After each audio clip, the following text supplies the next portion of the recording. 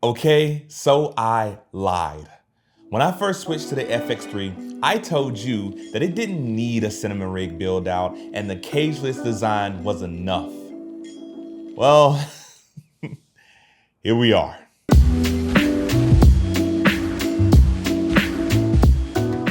What's going on, guys? Today we are getting back to the root of what helped me start this channel, camera rig builds. And today we are looking at the Sony FX3.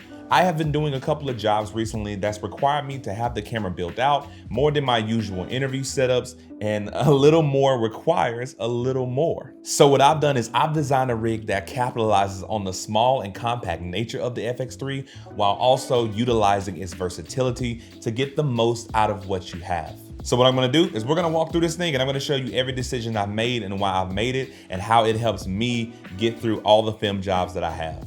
So first and foremost, the foundation in which this rig is built on is the cage. The FX3 having its cageless design, utilizing the small rig half cage really comes in handy because I just wanted to add a few things such as HDMI support, the ability to add a side handle, and capitalize on still using my top handle and not worrying about, is the rig getting too bulky? Is this thing cumbersome to use? Am I actually backstepping on what the FX3 was designed on? Expanding from the cage, we have the top handle. The top handle is one of the FX3's strengths. It is one of the reasons I actually got the camera. The built-in XLR ports are incredibly handy, and I am 100% using this top handle if I need to capture audio. If there are times where I don't need to capture audio, sometimes I just forego the microphone, or in your case, you can get a top handle that is a bit more sturdy and it actually NATO rail mounts with the cage. For me, I do a ton of interview setups and I need the top handle with me pretty much every single shoot. So I am sticking with this particular handle. Overall, it's going to be your choice in the end. What I have done is I've extended the top handle using Condor Blue's FX3 top handle extension kit. This thing is incredibly necessary, and I do not remember a world where I was not using this on the FX3.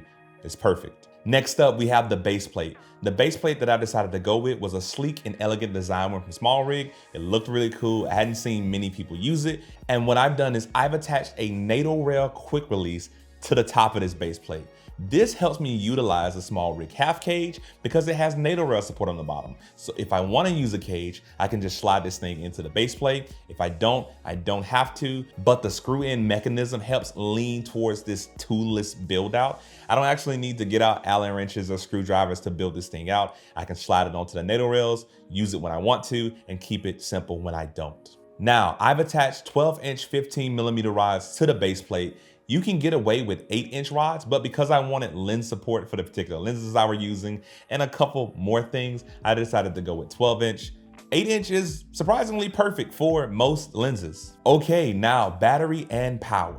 What I've done is I went with the Came TV Mini V-mount battery plate. This thing is excellent. It attaches to the 15mm rods. It sits straight up. It still has power in it, so it has D-tap ports just like I want it, but it is also much smaller than the other V-mount battery plate that I've always used. This thing helps me keep the FX3 small and compact, and if I need it, I can still use full-size V-mount batteries. My current V-mount battery of choice with this rig is the 99 watt-hour Momen battery. This thing is tiny, it's small, packs a lot of juice, and it pretty much feels perfect. It's not super big and bulky, and I'm able to keep my screen on the outside of the battery. That way I'm still able to get functionality out of my FX3. One of my favorite pieces for this rig is the Tilta Follow Focus side handle. I've had the Tilta Nucleus Nano for about 2 years now, and the initial focusing wheel that it came with was great. It's great for pulling focus from a distance, but on rig support, this thing just makes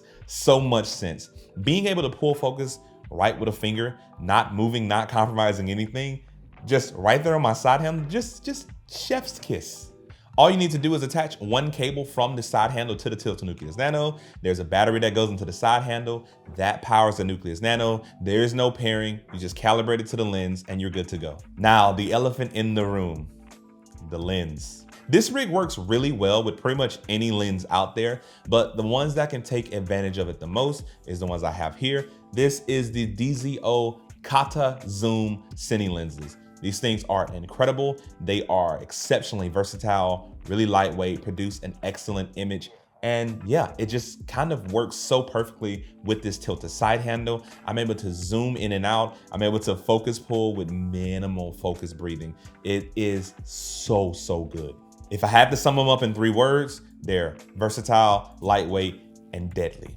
The white coloring, however, may be a little impractical, but it is an eye catcher, and I kinda enjoy pulling these things out and getting people's reactions. Now, I went with the small rig half cage for one particular design. That is the 15mm rod support up top. That allows me to mount my focus motor to the very top of these lenses, and it all just works together so freaking flawlessly.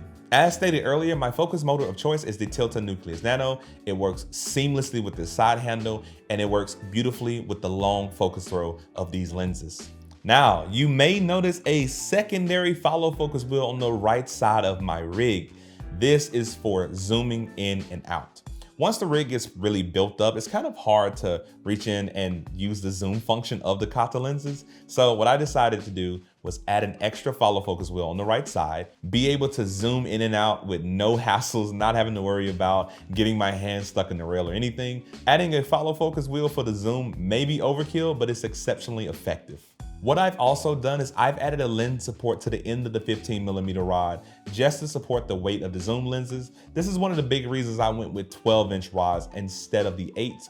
Getting that extra little bit of length to attach a lens support to the end of my rig really helps stabilize everything, and it helps give me a little bit of security. And of course, the one thing everybody looks at when you pull out a cinema rig, the matte box. My matte box of choice hasn't changed at all. It is still the Polar Pro Basecamp set. I have 2 of these things. I absolutely love them. I've fallen in love with them. I use them pretty much every shoot. And if you pair them along with the Catta Zoom cinema lenses, they're actually tension mounted, so they can just slip right on and off when you need to. And you can mount them right back and lock them in place. That is one of the coolest things about this setup. I don't have to screw on anything with the matte box. It lends itself to speed and versatility, and that is one of the big reasons I love the Polar Pro Basecamp. And lastly, the monitor. I've saved this for last because the monitor can be anything that you choose. I have the Ninja V, which is excellent for its ProRes RAW 16-bit output through HDMI, but I don't really use it that often. So what I've done is I've mounted a 7-inch 3000 nit brightness monitor to the very top of my rig. It's made by OC. It's huge, might be overkill, but it's so bright outdoors that this thing just kind of wins me over every single time. So in times that I need the ProRes RAW and when the shooting calls for it, I'll definitely use the Ninja 5. In most cases, I'll be using the 7-inch. The great thing about the way I've mounted these monitors is since I can't mount them to the very front of the top handle, what I've done is I've gotten the Condor Blue quick release kit, put one on the monitor, put one on the top handle, and whenever I want to use a monitor, I just snap it off, snap it back in place. It's really convenient. There's no more handling with the monitor mount. I really hate screwing this thing in every time. So getting you some Condor Blue quick release plates can really change your life. Now, what we did not touch on is audio. As I stated earlier, audio can be whatever you need it to be. I tend to have this boom mic planted right there in the top handle, but for right now, for what I've been shooting, I haven't needed audio. If I do need audio for an interview setup, of course, I will run an XLR cable to a boom mic on a boom stand, and you can use a backup wireless lav that mounts right to the back of the top handle. Once again, incredibly versatile if you need it to be, but for right now, I'm loving this thing. And that is pretty much it. This thing has been a joy to work with. I really like how versatile it is. I can build it up when I need it to have this high-powered, high-functional rig, or I can take the baseplate off, use the FX3 and the top handle just like it was originally intended to be, and it just works either way. So I am so glad I have taken the chance to kind of test out and build an FX3 rig, because now I have the option to use it when I want to or keep it simple when I don't. But with that all being said, that's all I have for today, guys. So if you like this video, give it a thumbs up. And if you loved it, consider subscribing, because I'm bringing you more content just like this every week. So you guys stay safe, you're loved, and I will see you in the next one. Peace.